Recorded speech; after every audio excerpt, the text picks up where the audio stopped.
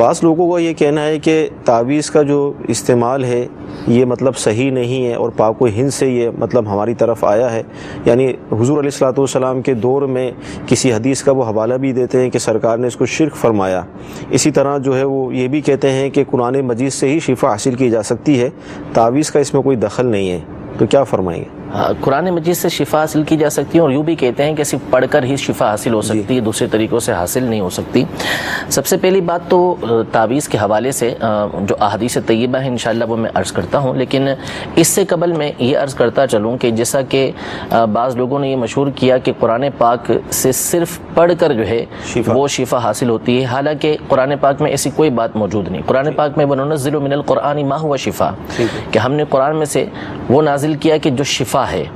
قرآن کے اندر مطلق یہ فرمایا کہ قرآن کے اندر شفا موجود ہے، اس میں کوئی یہ موجود نہیں کہ قرآن پاک پڑھ کر ہی کسی کے پر دم کیا جائے تو اس سے شفا حاصل ہوگی، کوئی دوسرا طریقہ قرآن پاک سے شفا حاصل کرنے کا نہیں ہے۔ دیکھیے قرآن پاک کا جو مقصد اصلی ہے، قرآن پاک جو نازل کیا گیا ہے،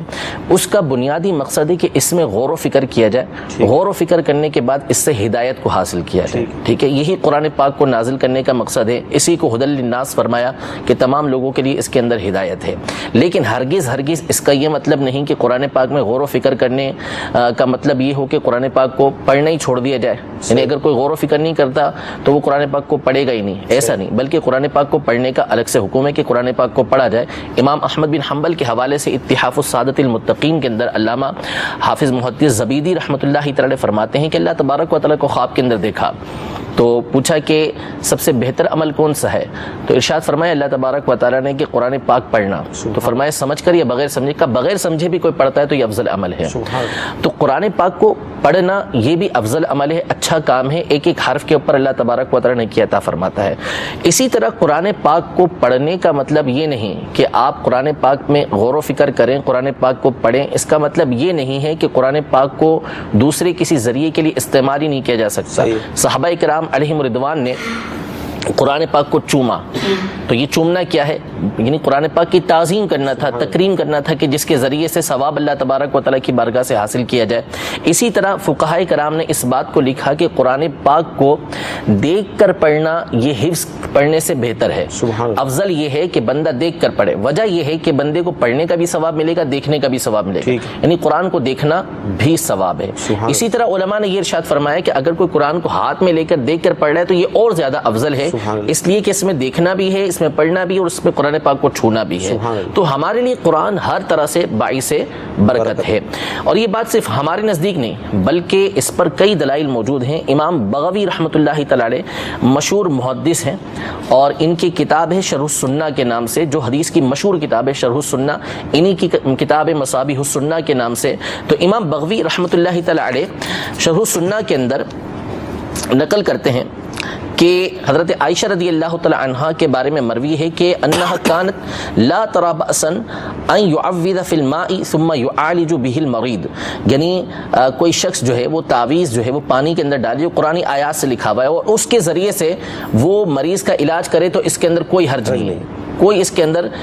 کوئی برائی نہیں ہے، کوئی اس کے اندر حرج نہیں ہے۔ اسی طرح امام بغوی رحمۃ اللہ تعالی علیہ سیدنا عبداللہ بن عباس رضی اللہ تعالی عنہ سے یہ روایت کرتے ہیں کہ انہ امر ان یکتب لامرأۃ تعسر علیہا ولادتها آیتین من القرآن وکلمات ثم یغسل وتسقى، یعنی عورت جس کے لیے ولادت میں مشکل ہو رہی ہو اس کے لیے 2 آیتیں قرآن کی لکھی جائیں کسی برتن وغیرہ کے اندر، اور کچھ کلمات لکھے جائیں، پھر اس کے بعد اس کو دھویا جائے اور اس عورت کو اسے پلا دیا جائے تو اس کے لیے آسانی ہو جائے گی۔ اب دیکھیے کہ عبداللہ بن عباس رضی اللہ تعالی عنہ جن کے بارے میں علماء کا اتفاق ہے کہ وہ ترجمان القرآن ہیں، قرآن کے بہت بڑے مفسر ہیں، نبی کریم صلی اللہ تعالی علیہ وسلم نے ان کے لیے قرآن کی تعویل کی، تفسیر کی دعا کی تھی کہ اللہم علمہ التاویل، کہ یا اللہ اس کو قرآن کی تعویل سکھا، قرآن کی تفسیر سکھا۔ تو یہ قرآن کے اتنے بڑے مفسر، صحابی رسول، نبی کریم صلی اللہ تعالی علیہ وسلم کے چچا کے بیٹے، اور دوسری طرف حضرت حضرت عائشہ صدیقہ طیبہ رضی اللہ تعالی عنہا کی ذات گرامی یہ قرآن پاک کو یعنی اگر کوئی لکھ رہا ہے اور اس کے ذریعے دھو کر اس کو پی رہا ہے تو اس کے اندر شفا کو بیان کر رہے ہیں. ہم اس بات کو تسلیم کریں کہ جو صحابہ کرام علیہم رضوان فرما رہے ہیں یا کوئی مطلق فتویٰ دے دے اس کی بات کو تسلیم کریں. یقیناً صحابہ کرام علیہم رضوان کا ہی عمل وہ ہے کہ جس کے اوپر ہم نے عمل کرنا ہے. تو اس سے معلوم ہوا یہ جو میں نے اقوال ذکر کیے فقہائے کرام کے اور صحابہ کے کہ قرآن پاک سے ہر طریقے سے برکت حاصل کی جا سکتی ہے جو جو شریعت مطہرہ کے دائرے کے اندر آئے گا. اب رہا تعویذ کے حوالے سے جی تو دیکھیے نبی کریم صلی اللہ تعالیٰ علیہ وآلہ وسلم کی یہ حدیث پاک تو موجود ہے کہ آپ علیہ الصلوۃ والسلام نے ارشاد فرمایا کہ من علق التمیمۃ فقد اشرک، یعنی جس نے تعویذ لٹکایا اس نے شرک کیا. لیکن کیا اس کا مطلب یہ ہے کہ ہر طرح کا تعویذ لٹکانا یہ ممنوع ہو؟ ہرگز ہرگز ایسا نہیں ہے. امام ابن ابی شیبہ ابو بکر بن ابی شیبہ رحمۃ اللہ تعالیٰ علیہ جو امام بخاری رحمۃ اللہ تعالیٰ علیہ کے استاد ہیں، ان کی کتاب مصنف ابن ابی شیبہ کے نام سے یہ اس میں سیدنا عبداللہ بن عمر بن العاص رضی اللہ تعالی عنہما سے روایت کرتے ہیں کہ نبی کریم صلی اللہ تعالی علیہ وسلم نے ارشاد فرمایا کہ اذا فزع احدکم من فی نومی، جب تم میں سے کوئی شخص اپنی نیند کے اندر ڈر جائے، فلیقل، اسے چاہیے کہ وہ یوں کہے کہ اعوذ بکلمات اللہ التامات من غضبہ وسوء عقابہ ومن شر عبادہ ومن شر الشیاطین وما یحضرون، یعنی وہ یہ الفاظ کہے کہ میں اللہ تبارک و تعالیٰ کی پناہ طلب کرتا ہوں اس کے جو کلمات تامہ ہیں ان کے ذریعے سے اللہ تبارک و تعالیٰ کے غضب سے، اللہ تبارک و تعالیٰ کے عقاب سے، بندوں کے شر سے اور شیاطین کے شر سے کہ وہ میرے پاس آئیں، ان تمام سے میں پناہ طلب کرتا ہوں. اس کو نقل کرنے کے بعد لکھا کہ فکان عبداللہ یعلمها ولدها من ادرک منہم، یعنی حضرت عبداللہ بن عمر رضی اللہ تعالی عنہما کا یہ انداز تھا کہ یہ الفاظ اپنی بالغ اولاد کو سکھاتے تھے کہ یہ کلمات سیکھ لو، اور فرماتے ہیں ومن لم یدرک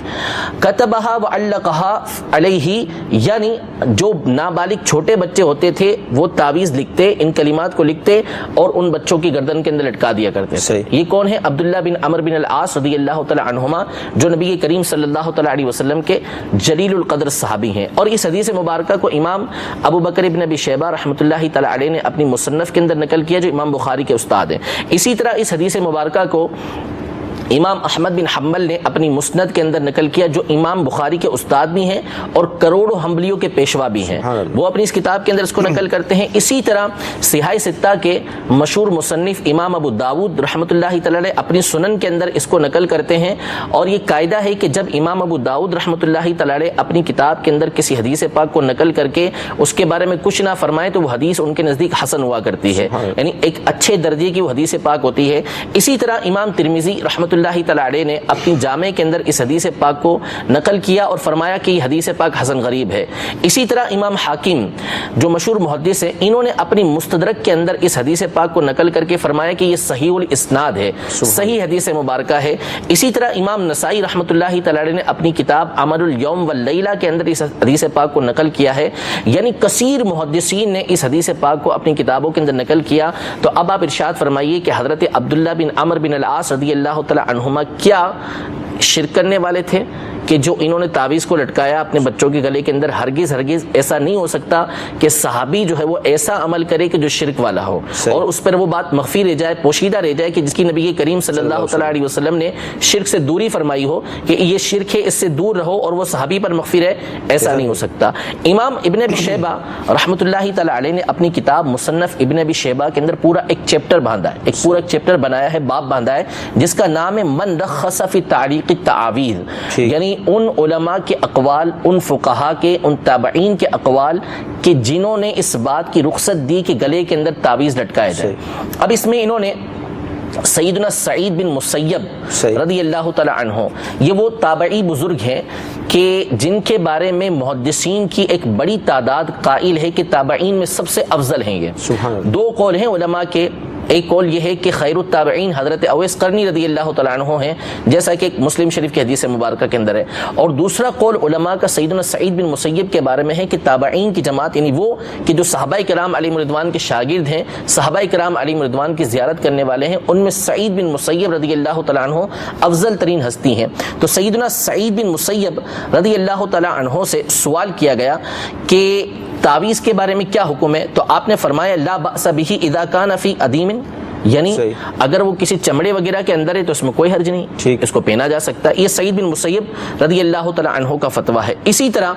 امام مجاہد رحمۃ اللہ تعالی علیہ، یہ جلیل القدر تابعی ہیں، سیدنا عبداللہ بن عباس رضی اللہ تعالی عنہما کے شاگرد ہیں، اور 3 مرتبہ سیدنا عبداللہ بن عباس رضی اللہ تعالی عنہما کے سامنے قرآن پاک پڑھا، اور فرماتے ہیں کہ ہر آیت پر رک کر میں نے اس کے بارے میں حضرت عبداللہ بن عباس رضی اللہ تعالی عنہما سے اس کا معنی معلوم کیا کہ اس کا مطلب کیا ہے۔ یہ ارشاد فرماتے ہیں کہ ان کے بارے میں لکھا ہے مصنف ابن ابی شیبہ کے اندر کہ کان مجاہد یکتب للناس التعویذ فیعلقہ علیہم، یعنی حضرت مجاہد رحمۃ اللہ تعالی علیہ یہ تعویذ لکھا کرتے تھے لوگوں کے لیے اور ان کے گلے کے اندر لٹکا دیا کرتے تھے۔ امام مجاہد یہ کام کیا کرتے تھے۔ اسی طرح امام جعفر رحمۃ اللہ تعالی علیہ اپنے والد گرامی یعنی امام محمد باقر رحمۃ اللہ تعالی علیہ سے روایت کرتے ہیں کہ انہ کان لا یرا بأسا ان یکتب القرآن فی ادیم ثم یعلقہ، یعنی اس میں کوئی حرج نہیں ہے کہ کسی چمڑے وغیرہ کے اندر قرآن پاک کو لکھا جائے اور اس کو گلے کے اندر لٹکا لیا جائے۔ یہ امام باقر رحمۃ اللہ تعالی علیہ کا فتویٰ ہے۔ اسی طرح امام ابن سیرین رحمۃ اللہ تعالی علیہ، یہ بھی تابعی بزرگ ہیں، ان کے بارے میں اسی کتاب کے اندر نقل کیا ہے کہ انہ کان لا یرا بأسا بشیء من القرآن، یعنی امام ابن سیرین اس میں کوئی حرج نہیں جانتے تھے کہ قرآن پاک سے کوئی چیز لکھی جائے اور گلے کے اندر اس کا تعویذ بنا لیا جائے۔ یوں ہی حضرت عطا جو جلیل القدر تابعی ہیں، بہت بڑے تابعی بزرگ گزرے ہیں اور بڑے بڑے محدثین کے یہ شاگرد ہیں، ان کا فتویٰ بھی اس کے اندر موجود ہے کہ لا بأس ان تعلق القرآن، کہ اس میں کوئی حرج نہیں کہ قرآن کا کچھ حصہ لکھا جائے اور گلے کے اندر لٹکا لیا جائے، بلکہ یہ تو فرماتے ہیں کہ پورے کا قرآن بھی اگر کسی نے لٹکا لیا تو اس میں کوئی حرج نہیں ہے۔ اسی طرح حضرت ایوب سختیانی رحمۃ اللہ تعالی علیہ یہ فرماتے ہیں کہ انہ رأى فی عدود عبید اللہ ابن عبد اللہ ابن عمر خیطا، یعنی انہوں نے حضرت عبید اللہ بن عبداللہ بن عمر، یعنی عبداللہ بن عمر جو حضرت عمر رضی اللہ تعالی عنہ کے بیٹے ہیں، ان کے بیٹے کے بازو کے اندر جو ہے وہ دھاگا یعنی تعویذ بندھا ہوا دیکھا۔ تو یہ حضرت عمر رضی اللہ تعالی عنہ کے پوتے شرک کر رہے تھے، حضرت عبداللہ بن عمر رضی اللہ تعالی عنہ کے بیٹے شرک کر رہے تھے، ہرگز ایسا نہیں ہو سکتا کہ وہ شرک کر رہے ہوں۔ اس طرح کئی انہوں نے اس میں اقوال نقل کیے ہیں کہ جس میں جلیل القدر تابعین نے، صحابہ کرام علیہم رضوان کے اقوال موجود ہیں کہ جن سے یہ بات واضح ہوتی ہے کہ گلے کے اندر تعویذ لٹکایا جائے تو اس میں کوئی حرج نہیں۔ اب سوال یہ پیدا ہوتا ہے، پہلی بات تو یہ کہ جیسے کہ آپ نے کہا کہ پاکستان ہندوستان کی ایجاد ہے، یعنی جس نے بھی کہا پاک و ہند کی ایجاد ہے،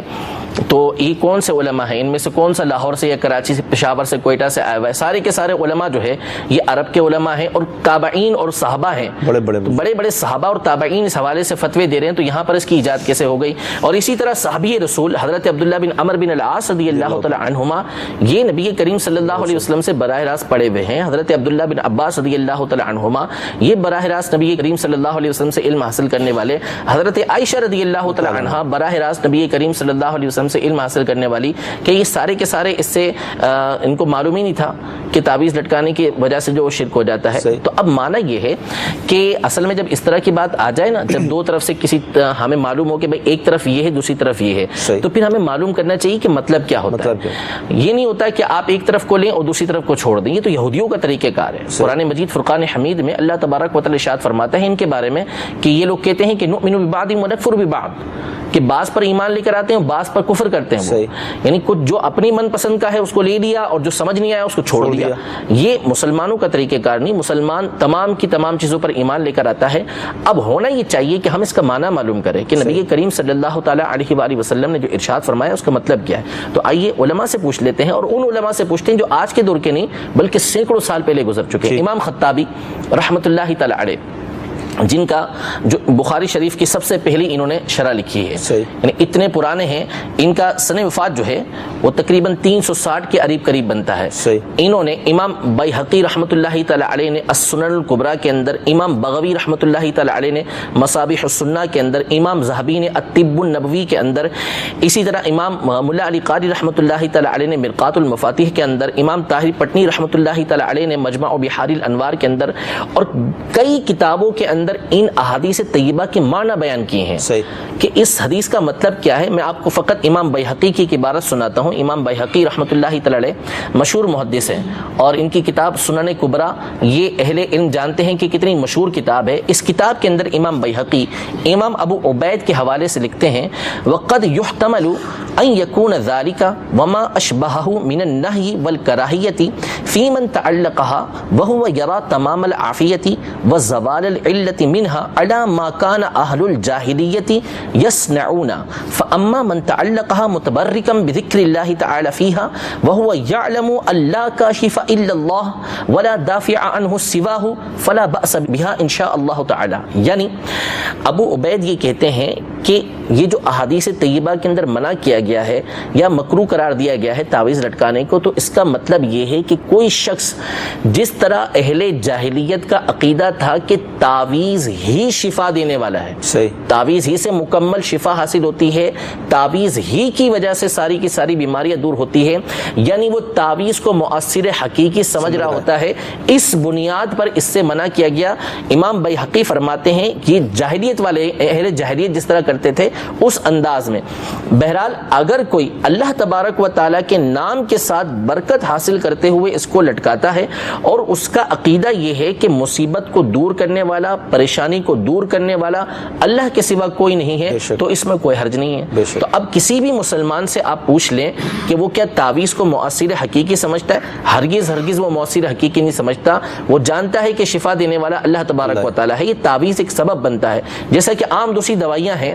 ظاہر ہے کہ اگر کوئی یہ اعتقاد رکھتا ہے کہ جو پین کلر گولی ہے وہ شفا دینے والی ہے، اللہ تبارک و تعالیٰ شفا نہیں دیتا، یہ کھاؤں گا تو شفا ملے گی، تو کافر ہو جائے گا، مشرک ہو جائے گا. یعنی وہ گولی کو، انجیکشن کو، آپریشن کو اگر سمجھے گا کہ اسی کے ذریعے شفا حاصل ہوگی، اللہ تبارک و تعالیٰ کا نعوذ باللہ اس میں کوئی دخل نہیں، تو یہ چیز تو کفر بن جائے گی. تو اسی طرح تعویذ کے حوالے سے یہ حکم ہے کہ اگر کوئی شخص اس کے بارے میں مکمل یہی اعتقاد رکھتا ہے کہ شفا دینے والی ذات اللہ کی نہیں،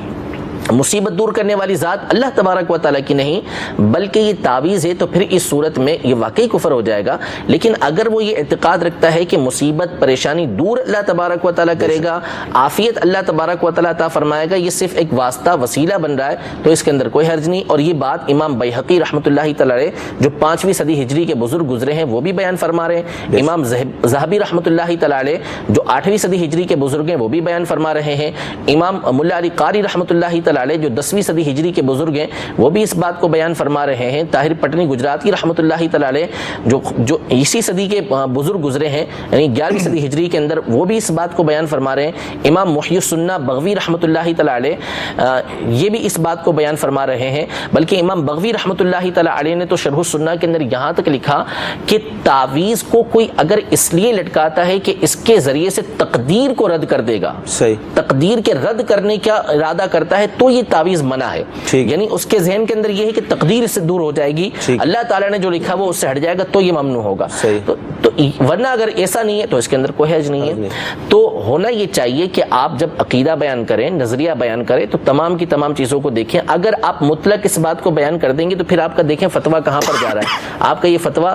ایک حدیث صحیح جو ثابت ہے حضرت عبداللہ بن عمرو بن العاص رضی اللہ تعالی عنہما سے، ان پر بھی جا کے لگے گا. آپ کا یہ فتویٰ امام مجاہد پر بھی جا کے لگے گا. آپ کا یہ فتویٰ امام باقر رحمۃ اللہ تعالی پہ جا کے لگے گا. آپ کا یہ فتویٰ امام ابن سیرین پہ لگے گا. آپ کا یہ فتویٰ سعید بن مسیب پر جا کے لگے گا. آپ کا یہ فتویٰ حضرت عطا پہ جا کے لگے گا. آپ کا یہ فتویٰ حضرت عبداللہ بن عمر رضی اللہ تعالی عنہم کی ذات پہ جا کے لگے گا. یعنی اتنے بڑے بڑے فقہا، اتنے بڑے بڑے محدثین. یہ تو میں نے محدثین کے اقوال ذکر کیا. اگر آپ فقہاء کرام کی کتابوں کے اوپر آئیں تو رد المحتار ہو یا تحتاوی ہو، ہمارے فقہ حنفی کے اندر تو اس کی اجازتیں موجود ہیں، ٹھیک ہے، کہ پوری کتابوں کے اندر اس کی ابحاث موجود ہیں. تو ان تمام کے اوپر آپ کا فتویٰ جا کے لگے گا اور یہ سارے کے سارے مشرک قرار پائیں گے. تو ہونا یہ چاہیے کہ آپ دونوں طرح کی باتوں کو دیکھیں. تو وہاں پر جو تعویذات لٹکائے جاتے تھے جس سے منع کیا گیا وہ شرک و کفر والے الفاظ ہوا کرتے تھے. اس لیے علماء نے فرمایا کہ اگر نعوذ باللہ اس کے اندر شرک و کفر والے الفاظ ہیں تو ہم بھی اس کو کفر کہتے ہیں کہ یہ چیز جائز ہی نہیں ہے کہ شرک و کفر والے کلمات جو ہے وہ بندہ اپنے گلے کے اندر لٹکائے. اگر اس کو معلوم ہے کہ اس کے اندر شرک و کفر والے الفاظ موجود ہیں اور پھر اس پہ راضی ہو کر کوئی لٹکا لیتا ہے تو پھر یہ کفر کی صورت بن جائے گی. گی. اور اگر شرک و کفر والے الفاظ نہیں لیکن حرام الفاظ ہیں تو بھی اس کی اجازت نہیں ہے, مجہول الفاظ ہیں تو بھی اس کی اجازت نہیں ہے. صرف وہ کہ قرآنی آیات بزرگوں سے ثابت جو تعویذات ہیں جو صحیح ہیں ان کو لٹکانے کی شریعت مطہرہ اجازت دیتی ہے, اور یہی تعویذ جو ہے وہ اہل سنت استعمال کرتے ہیں. باقی اس کے علاوہ شرک و کفر والے کلمات تو تصور ہی نہیں ہے کہ کوئی سنی جو ہے اس کو اپنے گلے کے اندر لٹکائے. قرآن کی آیات سے ماخوذ کچھ باتیں ہوتی ہیں اسی کو جو ہے وہ لکھ کر لٹکا لیا جاتا ہے, یا ان کے عادات ہوتے ہیں جس کو لکھ کر جو ہے وہ لٹکا لیا جاتا ہے, اور اس کے ذریعے شفا حاصل ہوتی ہے, اور شفا دینے والی اللہ تبارک و تعالیٰ کی ذات ہوتی ہے. یہ صرف واسطہ اور وسیلہ بنتے ہیں. ماشاءاللہ عز و جل مفتی صاحب نے بڑی تفصیل سے الحمدللہ عز و جل تعویذ کے جائز ہونے کے حوالے سے ارشاد فرمایا. جو غلط فہمیاں ہیں, جو غلط عقائد بیان کیے جاتے ہیں اس کا بھی آپ نے رد فرمایا.